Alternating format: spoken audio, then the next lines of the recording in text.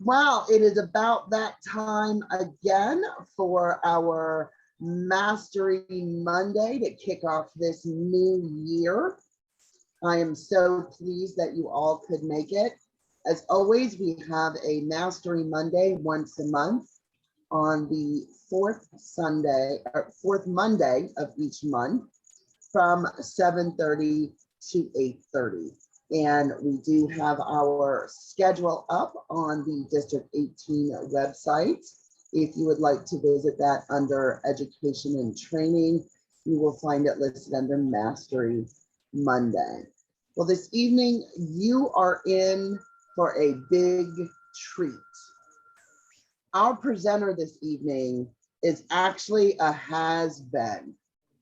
Yes, I said it, a has-been, as he has been a club president, a VPE, a treasurer, a secretary, and a sergeant at arms. He also has been an area director, a division director, a club growth director, a program quality director, and now this year, our district director. As he quickly approaches as what he calls the lame duck phase in the district director role, he looks forward to serving the district as the immediate past district director and will remain involved in the district for as much as we will allow him. Sounds like a challenge. Please help me welcome our current district director, Ben Crist, as he presents his session on effective meeting management. Thank you very much, Kathleen. Let me get the slide deck started. Can you all see my screen? There we go. Let me minimize everything here. So this session will be about effective meeting management.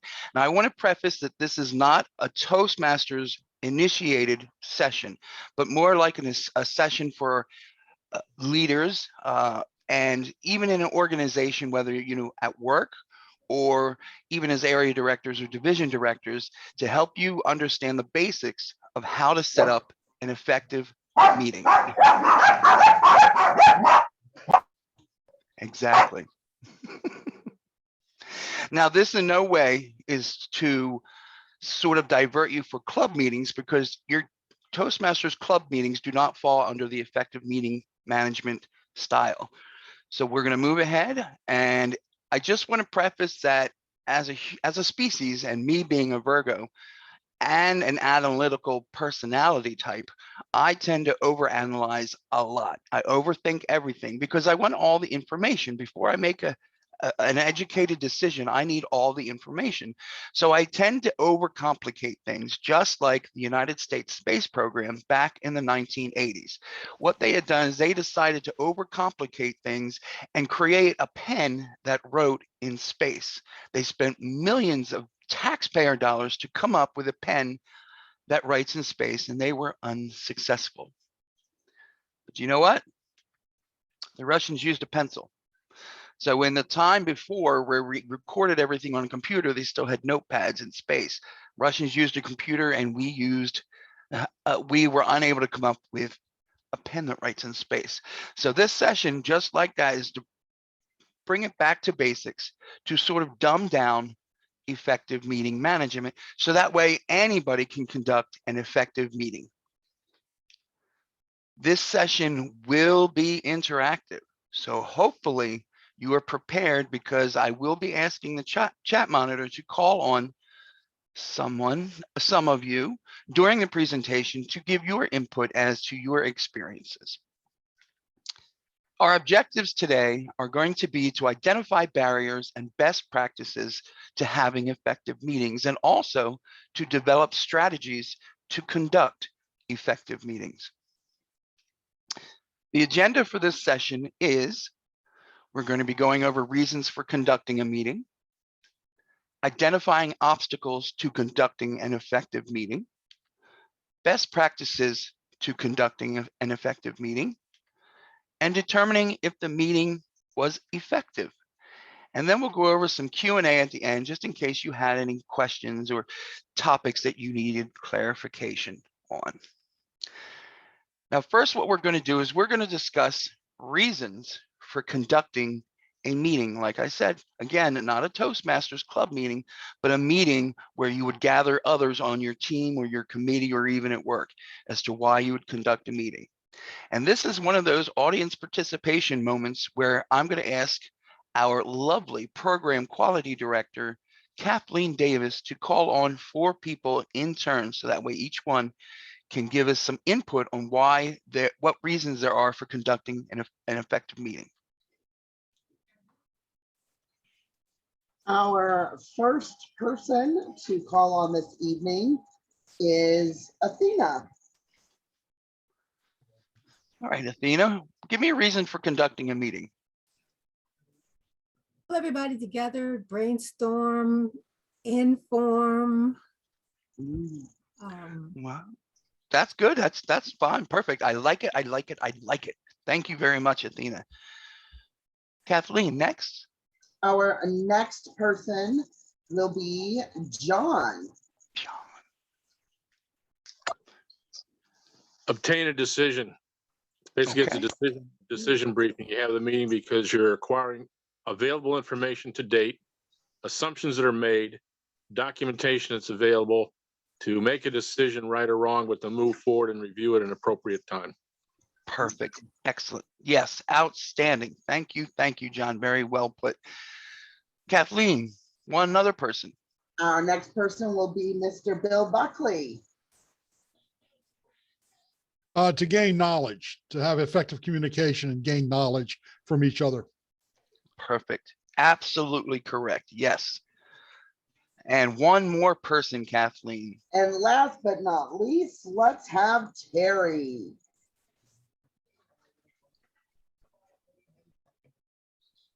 It's tough to go last. I thought of making a decision. Someone said brainstorming, right? Mhm. I guess coming up with perhaps new ways of doing things, maybe being more effective Okay. in whatever role we might be working on. All right. Perfect. They all work. Absolutely. So here are some of the main reasons why we would conduct a meeting. First, to share information, a briefing that was mentioned. So yes, absolutely, to share information outwards. Also, another reason would be to gather information inwards from your committee or your team members. Yes, absolutely. Also, to decide on a way forward. I think John had mentioned this as well. So yes, deciding on a way forward. To celebrate a success. So we wanted to, our company made this much money last year, and we just wanted to share this information with you and tell you that we're going to give you a little bit of it. So celebrate a success is another reason why we would conduct a meeting. Also, to resolve an immediate conflict. So how many of you at work have heard, we're going to have an emergency conference call? I've had them more than once in the past year. I've actually had at least one a month because of the COVID pandemic, as I work for a pharmacy retailer. So yes, to resolve a conflict. Also, feedback on a previous meeting, and we'll go over how you would be able to do that through meeting minutes and whatnot, and actually discuss some action steps as well. But yes, feedback for a previous meeting, and then also a problem-solving opportunity that was also mentioned. So absolutely, every one of you that answered were spot on. So yes, very good. Commonly, meetings are conducted to come up with a way forward, and this is the main reason that a lot of groups, committees, teams have a meeting. And as you see from this graphic, there are some times that you need to take a step back in order to move forward. And that's to reassess, rediscuss, and re-envision, whether it be our club success plan, area success plan, division, district success plan, or even what you're doing at work. Sometimes you need to take a step back, reassess, and that way redirect yourself for a way forward. And that's why consistent, constant meetings are needed. Now here's another question. What are some obstacles to conducting an effective meeting? So Kathleen, could you see if we have 4 different people to call on that can give us some obstacles to conducting an effective meeting? Most certainly, I would be happy to help. The first person I would like to call on is Miss Teresa Wetzel. Why did I see your eyes right here? The most effective way to conduct a meeting is to listen. Listen objectively. Do not comment. Make sure you hear the individual, what they're actually saying and their concern. And if it's within a group, you pause for a minute and you assess it. You take a few notes and you address it. But you've got to listen. Comment, don't respond to anything. Let the person talk. After they finish talking, you be very tactful and letting them know, I heard what you said. All right. Very good. So Teresa, give me an obstacle that would prevent you from having an effective meeting. Just one. Just give me one obstacle that would stop you from having an effective meeting. Is that a Zoom meeting or a physical meeting? Any meeting. I'm sorry. Truthfully, if what would stop me from having an effective meeting, if I had a disruptive person, but they wouldn't be called, I wouldn't consider it disruptive until I heard them, because people like to be heard. And it could be a misunderstanding. People look at another human being physically, they have their own perception. And when you talk, you got to remember the audience that you're talking with. And you can tell by the body language whether they're upset, they're offended, or they feel threatened by your voice, or they're not clear in what you're saying to them.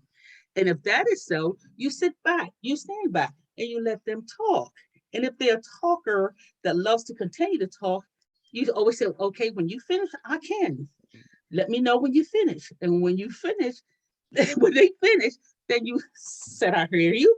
And this is what I think you said.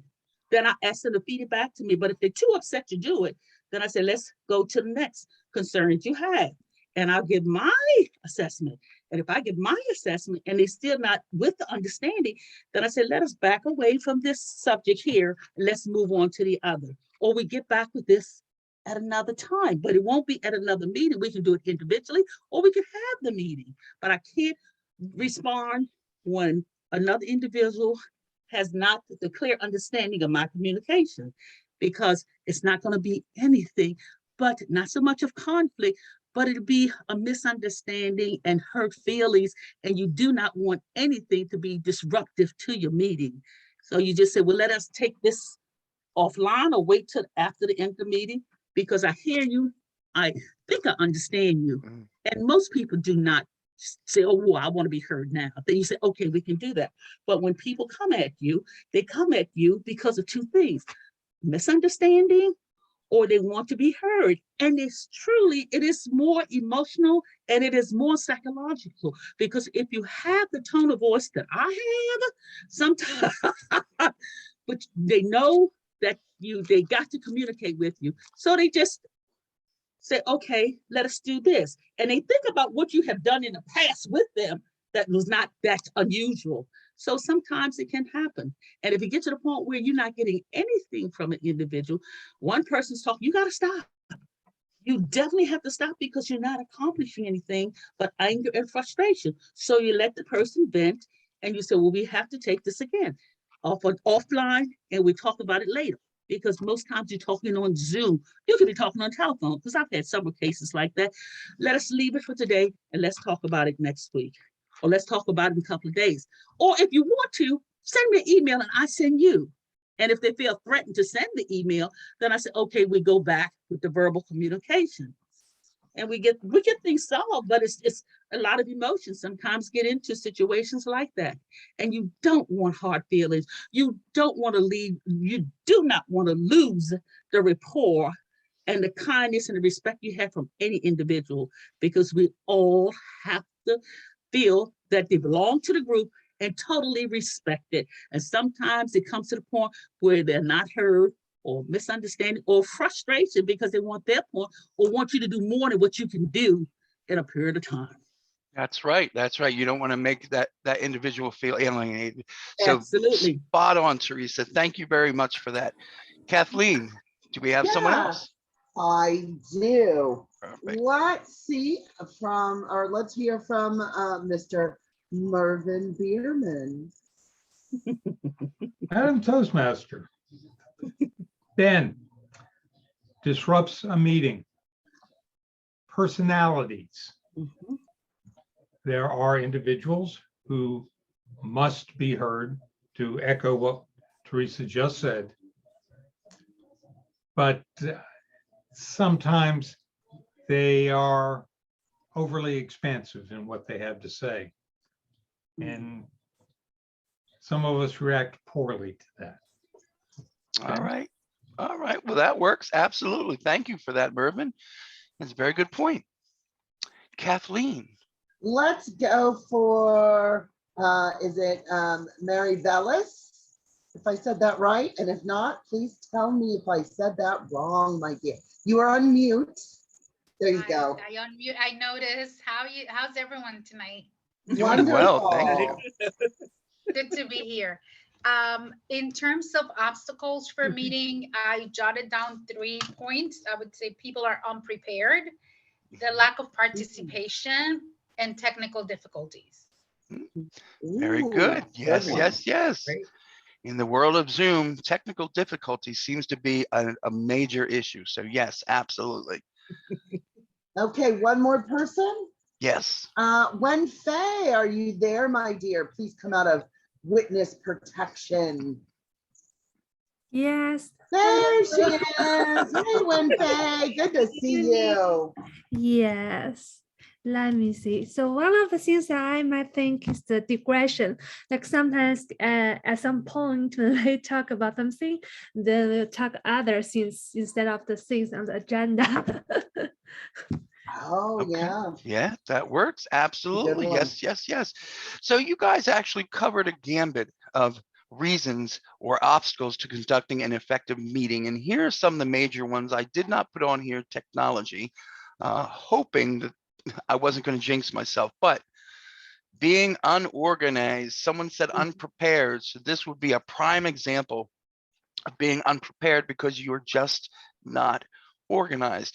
I think I would cry if my desk looked like this. Another reason would be people who are late coming to the meeting, especially the ones who are presenting or giving information. We want to respect everybody's time and show up on time. Another major factor is infighting. This slide is for you, Teresa. This one right here, where there's a lot of disgruntled participants in the meeting. So we want to make sure that we quell everybody's emotions, make sure we're all in that for the same reason, the same goal. We want to make sure we're focused and we're here to do what we came here to do. And then last but not least, no shows. Nobody got the memo you were having a meeting. So that goes into the unprepared portion. Next, I want a couple people to raise your virtual hand and give me an example that you personally experience with having an ineffective meeting, not necessarily, obstacles, but just an ineffective meeting all around. So who wants to volunteer?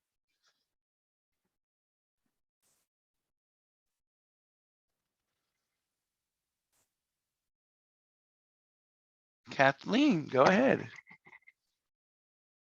Recently, I had planned a meeting weeks ahead of time. I had sent out to all the appropriate people the meeting link. I had it set up that this would be a standing meeting, and less than half of the people showed up. And the ones that didn't, out of all of the ones that didn't, only one person apologized. I was very downtrodden. It That'll was do it. not an effective meeting at all, and we did not get much done. It was very disappointing. All right, thank you for sharing. Yes, that can be a little disheartening. It's like having a party at your house and nobody shows up. So yes, I understand that. I saw there were a couple other hands raised. Kathleen, would you call on one of them? So our next person is Athena. All right, Athena, take it away. Tell us your experience. So I've had two of these. Well, I'm sure many, but two come to mind. And I was using the meeting invite on Facebook. The first time I was using it, and I didn't realize that the invitation didn't go out to others. I set it up, it was great. I did this weeks ahead of time. And it was the night before that I realized part two, I didn't send it out to anybody. That was an effective meeting. Yes. Oh no. Yeah, that could be just like Kathleen, no shows. If it was a no-show unintentionally because something we failed to do, then we just beat ourselves up for it. Yes, absolutely. Thank you very much for sharing, Athena. I'm sorry to hear that. Thank you. Kathleen, who else do we have? Our next person is Terry. Terry. Go ahead, Terry. Hi, Ben. Now, Hi. this isn't a meeting that I conducted, but attending a meeting without an agenda and without time parameters does make an ineffective meeting. Correct. Absolutely spot on. And I'm sure you've had a few of them. I know I've had a couple of them at work, not at Toastmasters, but at work. So yes, very good points. Thank you for sharing, Terry. Kathleen, do we have anybody else? No, we do not at this time. Okay. Oh, Cynthia raised her hand. Cynthia D. Cynthia Williams. D. Williams. Can you hear me? Yes, we can. So this ineffective meeting that I attended did not have a sergeant at arms, and the president was not a strong president. Let me take that back. I'm sorry. The TMOD was not a strong TMOD. And it did not have an agenda with time slots on how to move on. So we had a question to, okay, I'm mixing them up. So it is the president because it was a, what do you call it? A club officers meeting. There it is. So in the club officers meeting, the president was not strong. The sergeant at arms was not there, and there was no agenda with time slots. Got it? So then we had some very strong vocal officers who wanted to make a point and would not let the point go. So therefore that argument took over the entire 45-minute officers meeting and nothing was done. That was an ineffective meeting because even with that argument, the argument never got resolved. Virtual Toastmaster. That was an ineffective meeting. No agenda, no SAA, and not a strong leader. All right, very good point. To put it in the Toastmasters venue, yes, especially the executive club, the club officer meetings, you definitely need some organization. That's why we were in the. So let's take a look at an ineffective meeting. All right, let's go.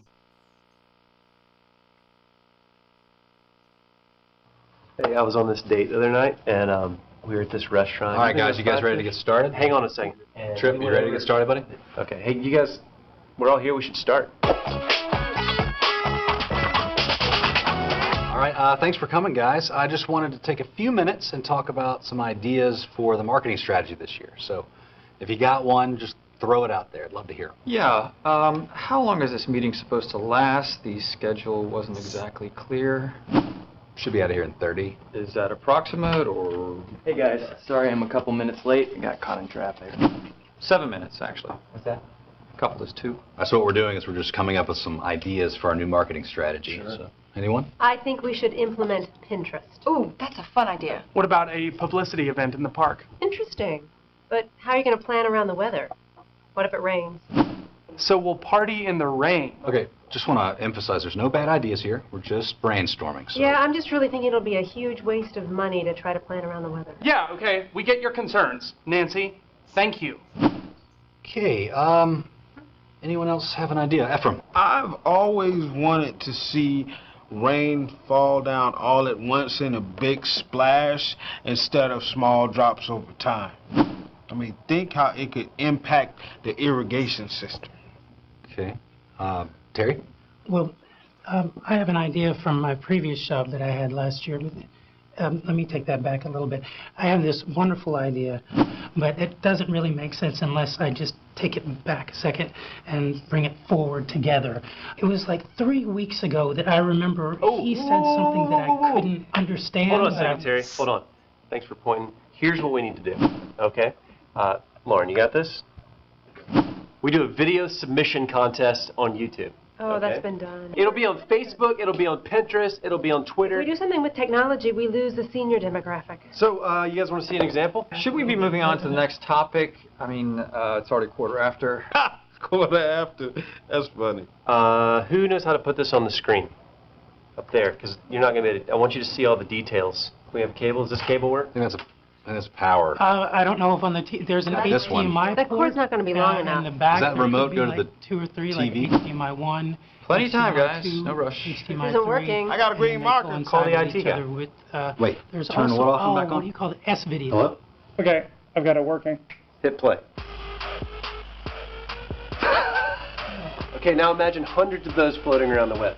You actually, do you want to watch it one more time? No, please. Trip, I think you're onto something with this idea. I really like it. Carol, did you get that down? Yeah, got it. Sorry, what is C-test up sub YT pros? Well, I'm abbreviating to make room for all these great ideas. Contest, uploading it to YouTube, funniest, and you get a prize. Wait, where are the other ideas? And time. Wait, where y'all going? We still have 100% of the things to accomplish.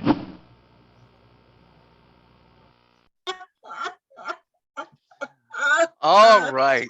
So what do you think went well, or how do you think that meeting went, and what did not go well? Please raise your hand, and we'll have Kathleen call on you.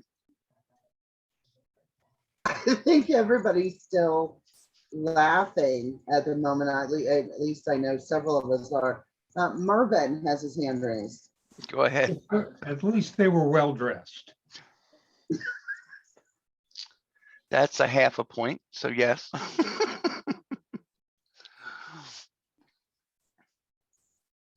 Anyone else? Enough to hold them all. What was that, Cynthia? They had a large enough conference room to hold them all. They did. However, they weren't 6 feet apart. Right. Mary and John, I think, raised their Yep. hand. Mary and John? My question is actually, who's who in the organizational structure that everybody has to defer to? If the person that's leading the meeting is a boss of someone, that's one thing, or if there's certain colleagues, you kind of want to know on an org chart how much influence each person has and could politely be told, appreciate your comments. Let's try to address at least one topic and resolve that within the time frame, and we can always reschedule another meeting to get the remaining portion done. Announcement. Correct. Yeah. So as you noticed, Ephraim was talking about rain falling all at once, which had nothing to do about marketing. So yes, absolutely good point, John. Thank you. Who had their hand raised as well?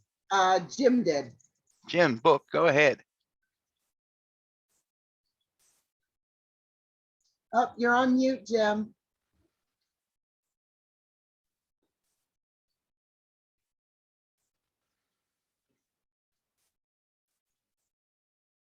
And we still can't hear you. Looks like I could. There you go. I heard you Sorry, laughing. That's all right. I'm having technology issues, which brings up a point. They weren't prepared technologically for the meeting, That's a very good point. and Yes. they didn't have backups. You know, one Yep. of the things that I've heard about technology is to have, if technology doesn't work, have a backup. But the key Yes. thing that came to my mind is at the end of the meeting, the leaders said, we didn't accomplish anything. Don't leave yet. And I think it's really up to the leader to get control of the meeting so that something can be accomplished.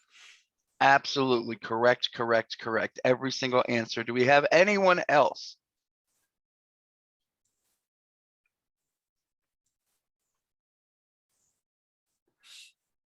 All right, so we'll move ahead. So here are some of the main reasons that meeting did not go well. And I turn my clicker off.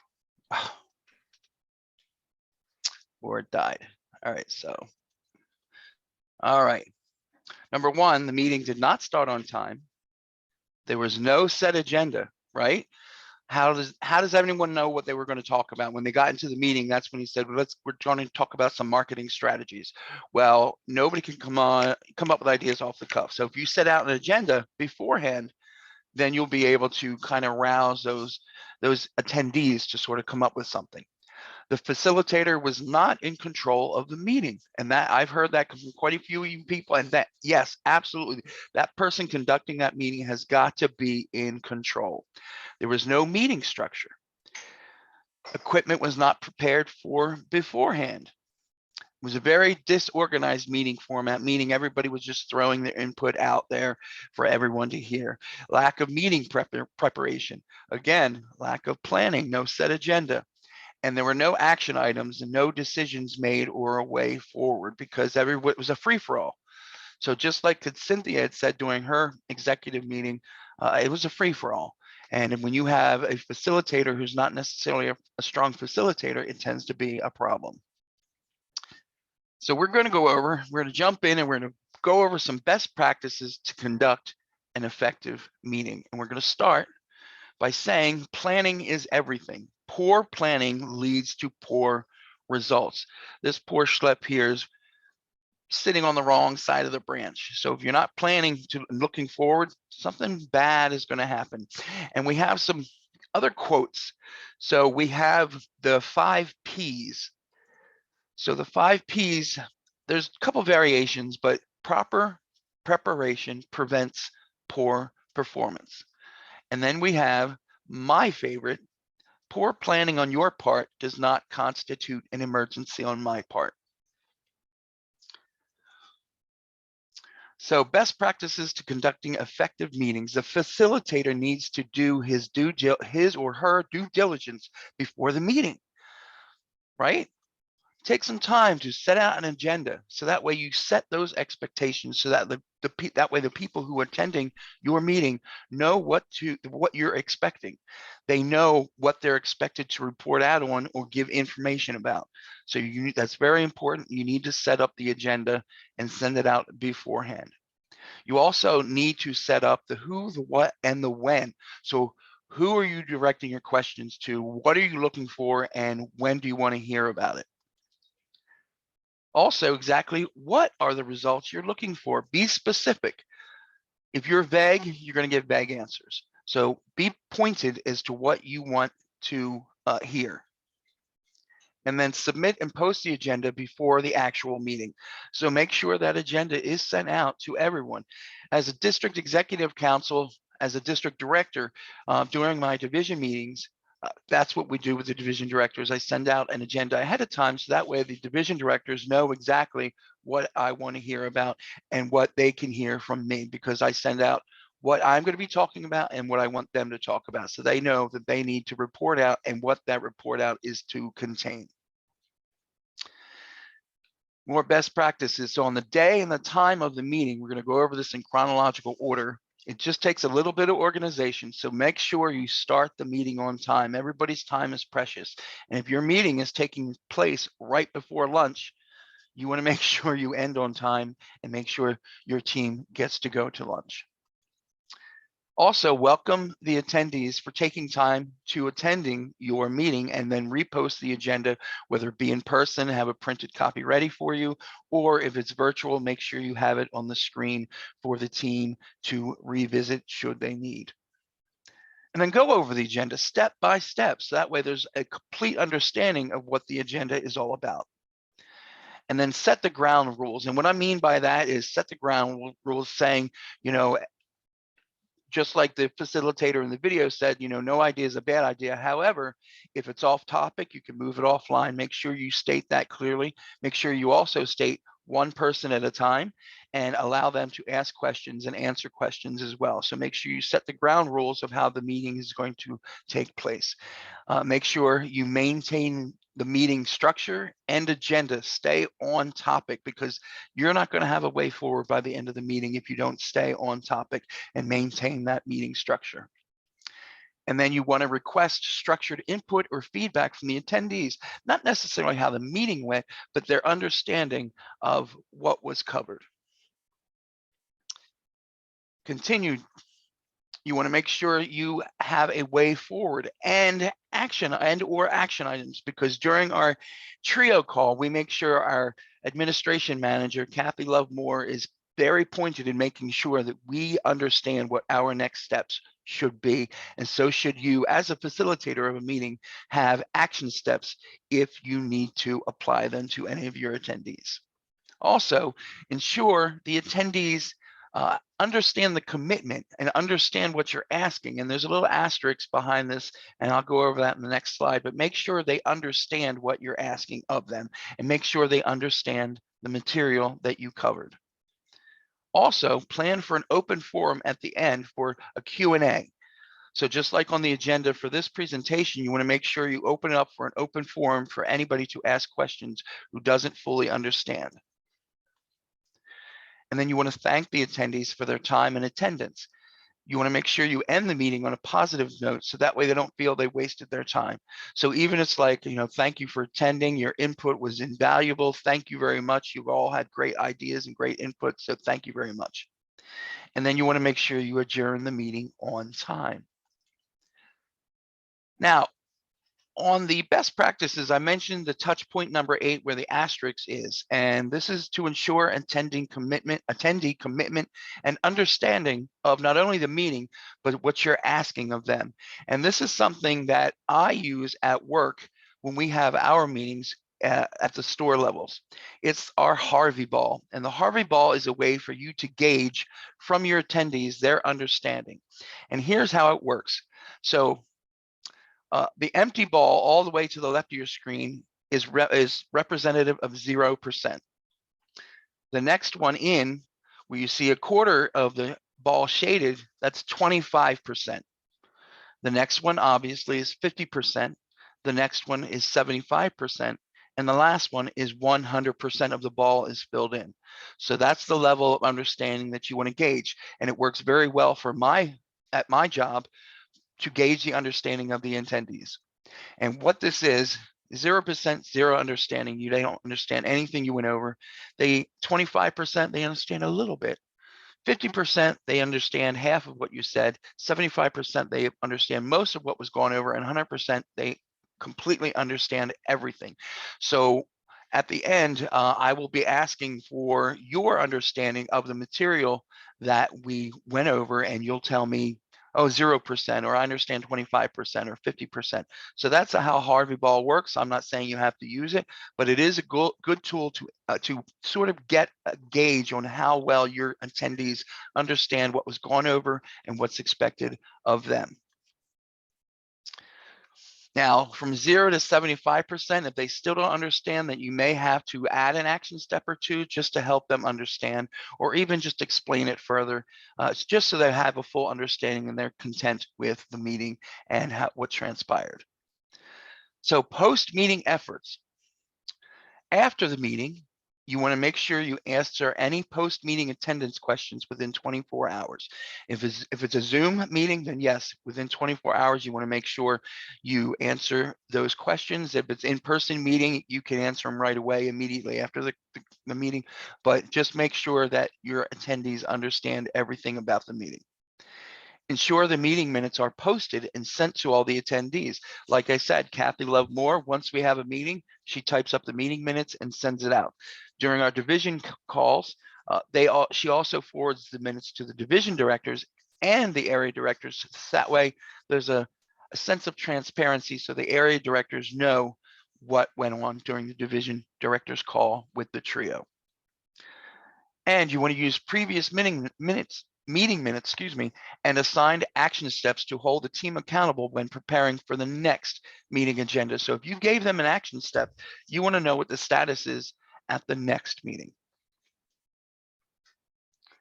And here's how you want to make sure that here's how you want to determine if your meeting was effective. Were there decisions made and agreed upon by everyone present? That's very important in order for you to move.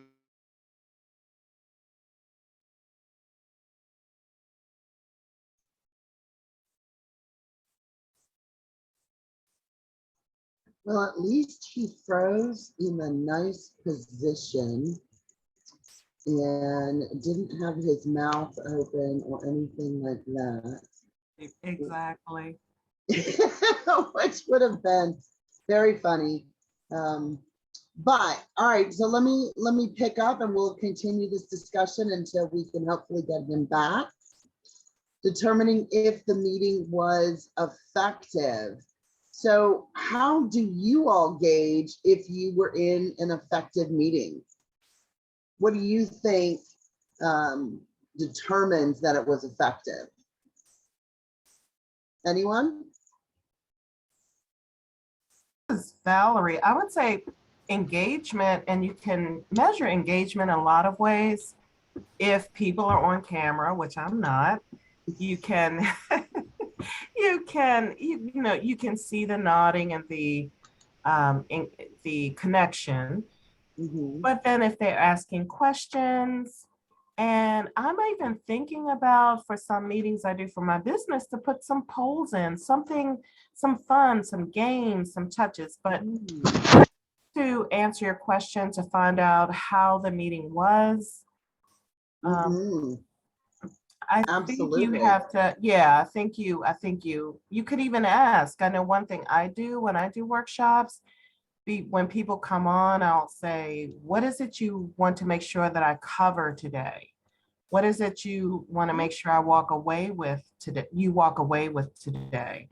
And, but it depends on the type of meeting. And I'm sorry I'm late, so I'm not sure if it's appropriate or not.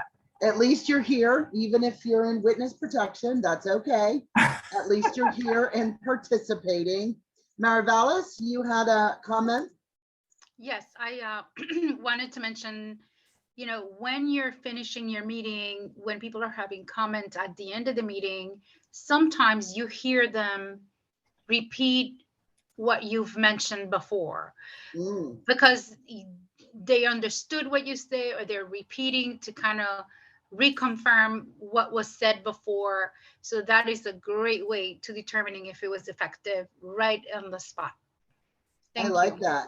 Yes, and if they're taking those comments and thoughts and continuing them further, right? If it's got the folks that were in attendance fired up enough that their creative juices are starting to flow, and suddenly they're coming up with all sorts of ideas, right? Or absolutely. Hey, we could do this, or hey, we could do that. And as a facilitator, right? So whether this is a board meeting, a group meeting, a volunteer meeting, a Toastmasters meeting, this can span across all of them, right? That you feel the people's engagement, you see it in their face, you hear it in their voices, and then they're willing to continue those conversations. Okay. Right. Yeah, the conversation just keeps going, and you feel the enthusiasm, and you hear the same language being reused. Absolutely. So you definitely know energy. you made an impact. You definitely know they heard you. You definitely know they're engaged. Yes, absolutely. Thank you. Absolutely. Yes, that was a great comment. Ben. Hopefully I'm back for a while now. So I we don't know were what- just discussing how you know that the meeting was effective, Mhm. how you can tell and determine, you know, what that meant for you, whether it's a facilitator or whether you were, you know, just someone who was involved in the meeting. So I will hand it back over to you. All right, so I don't know what screen you guys lost me on. Was it this one? It was this one. yes. Okay, all right. And again, to your points, were the attendees giving feedback or input, or did they provide the reports that you're requesting? And did they reach out for clarification? So that's how you know you have an effective meeting with a full buy-in of your attendees and making sure that there's no lack of understanding with anything that you ever covered. And then, are you satisfied personally? Do you have a good feeling about the meeting? So usually, if you have a pretty good feeling that you feel you accomplished something, chances are pretty good that you did. So I'm going to ask everyone for a Harvey Ball. So identify barriers and best practices to having effective meetings. 0%, 25, 50, 75, or 100%.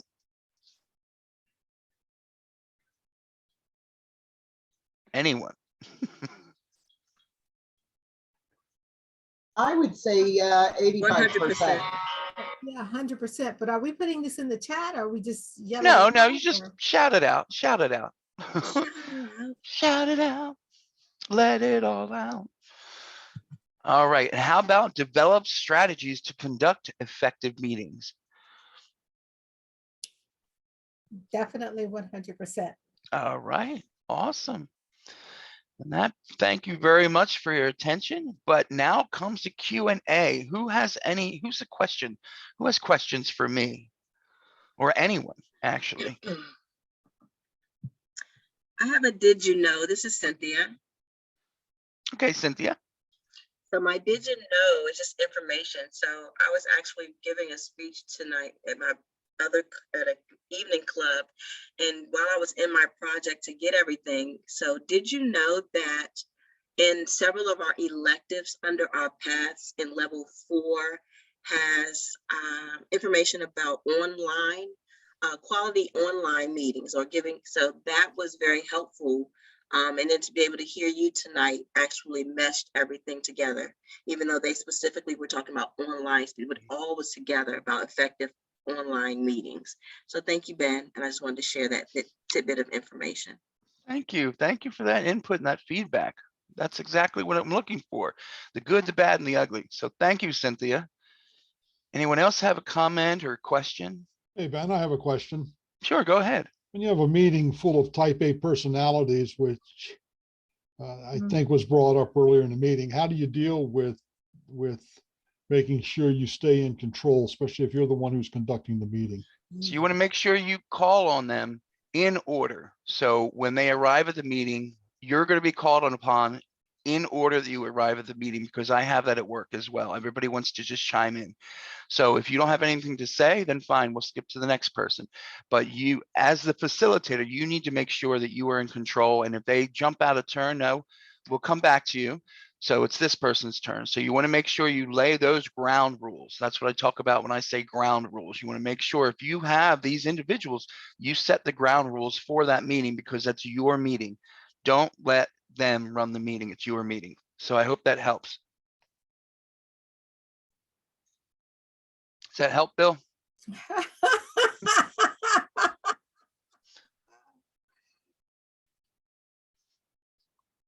Okay. The next question is from Terry. Yes, Ben, I was giving you a thumbs up. Oh, okay. I guess can't you see didn't the that. screen. Yeah, I'm sorry. No, okay. I can't see the screen. Sorry about it. I figured as That's all right. much. That's Yeah. all right.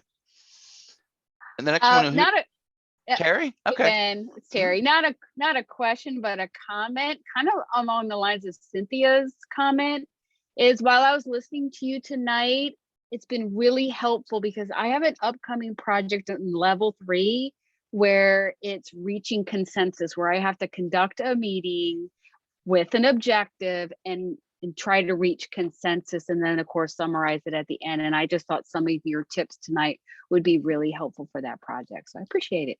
Awesome. Thank you very much. Thank you very much for that, Terry. Good luck with your meeting. Thank you.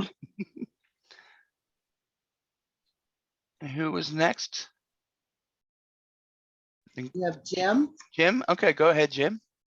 This was a very timely discussion on effective meetings because I have an area council meeting tomorrow.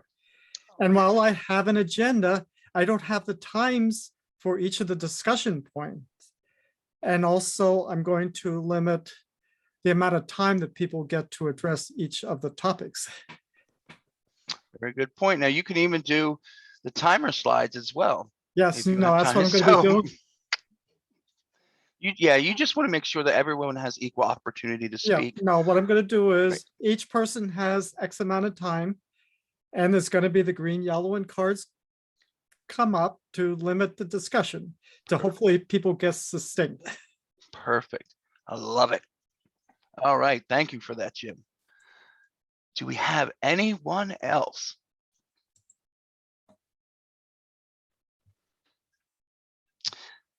All right. Well, if not, jump in. Oh, Cynthia raised her hand. Cynthia, go ahead. So just feeding off of what Jim Book just shared, what if one of the members feels slighted, even though everyone's getting equal time, but at the end of the meeting after them, it still didn't get to resolve or give a solution or possible resolution for their question or issue? How do you handle that? That's actually a very good question. I had that as well. So you just want to reiterate that everyone gets the equal time. And if they want to discuss it offline with you personally as a one-on-one, that's also a possibility. And you can say something to them to the effect that I want to fully understand that what you were talking about and where your point of view is. And that's going to take a little bit of time. And I just want to make sure I understand completely what you want and what you're talking about. So does that help, Cynthia? I like that, yes. All right. Any other questions or feedback for me? Okay. All right. Well, there being none, this session has been recorded and it will go up on the YouTube what's the channel. question? I don't want to keep you up from bedtime. So thank you very much for attending. Thank you for your participation. And I wish the rest of you a fabulous Monday night, and we will see you out there in the Zoom universe. So thank you everyone for attending. Back to you, Kathleen. Well, thank you all so much. Just a heads up as to what we have coming in February. Our next Mastery Monday will be all about club coaching, club mentoring, starting a new club, anything and everything about supporting other clubs. So hopefully you all will be able to attend. Same back channel, same time and place, and we look forward to seeing you there. So thank you all for participating this evening. Have a wonderful night. Thank you. Thank you. Thank you.